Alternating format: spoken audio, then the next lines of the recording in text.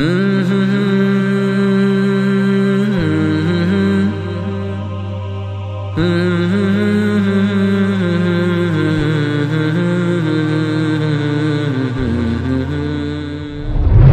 تو نیست، این زنی تو نیست،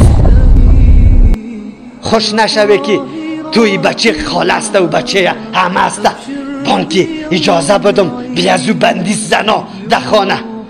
خوشحالی به رفتن رقصو پایکوبی نمیشه، خوشحالی به تلاوت قرآن میشه، خوشحالی به عمل احکام الله میشه، خوشحالی به ای که ما تو زندگی خیلی با انس و الفت و محبت داشته باشیم، حق و حقوق یکی دیگر را بشناسیم. زندگی به ای خوش میشه، به ای رفتن ها خوش نمیشه. اینترنت ها را میبینی، اینترنت ها را میبینی، تویا را میبینی، او مردمایی که خطی عراس خود در پیش مردم بغل میکنه شه.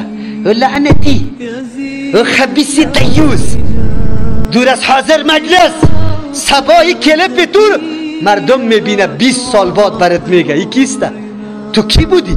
تو چی غیرت داشتی؟ فحاشی و عیاشی تا به مردم نشان میدادی که وال عزت ببره. ببینی حیا در کجا رفته، غیرت در کجا رفته. اینطور مردمم پیش الله پیش شده نیست.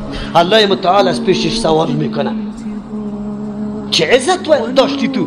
با کدام دین تو عقیده داشتی؟ کدام دین تو قبول کرده بودی؟ فرمان الله چی بود؟ الله سبحانه و تعالی برای چی گفته بود؟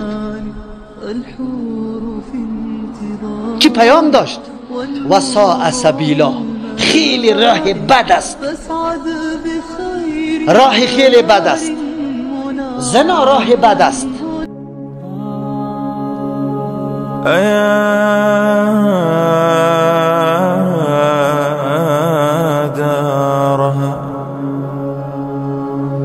أيا دارها حييت دارا ومن